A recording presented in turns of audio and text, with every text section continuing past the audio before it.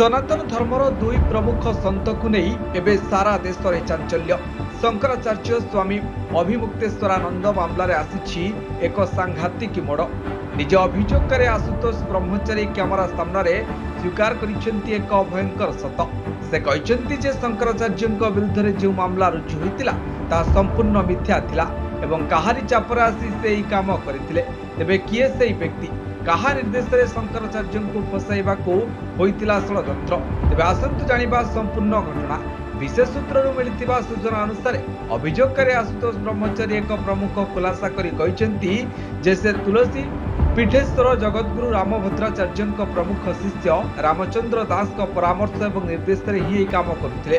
रामचंद्र दास चापरे आसी से स्वामी अभिमुक्तेश्वरानंद विरुद्ध मिथ्या मामला दायर करने को बाध्य होते। केवल एतिकी नुहे, आशुतोष ब्रह्मचारी यह दाबी करी पूरा खेल पछरे आहरी अनेक बड़ बड़ लोक संपृक्त अच्छा जहां ना से खूब शीघ्र सामना को आणिबे।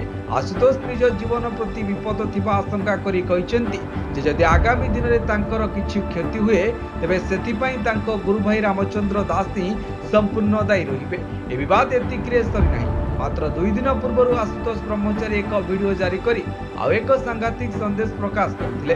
से कहिथिले जे आगामी दिन में पद्म विभूषण जगद्गुरु स्वामी रामभद्राचार्य जी महाराज को हत्या कर एक बड़ षड्यंत्र चली। आशुतोष को अभियोग अनुसार जदि गुरुदेव रामभद्राचार्य किछि हुए तेबे छात्र मानक उपरे अत्याचार करुथिबा रामचंद्र दास एवं जय त्रिपाठी एथिरे दोषी रहिबे। ए वीडियो सामना को आसवा परे आध्यात्मिक जगत में हलचल सृष्टि होइछि। अपर पक्षरे निज शिष्य आशुतोष ब्रह्मचारी एभली सांघातिक बयान उपरे निजर प्रतिक्रिया रखिछन्ति जगद्गुरु रामभद्राचार्य। से कहिछन्ति जे हाँ मोर एवं मोर उत्तराधिकारी भावमूर्ति को समाज रे खराब करबा पई करा जाउथिबा एक बड़ अंतर्जातीय बा आभ्यंतरीण षड्यंत्र।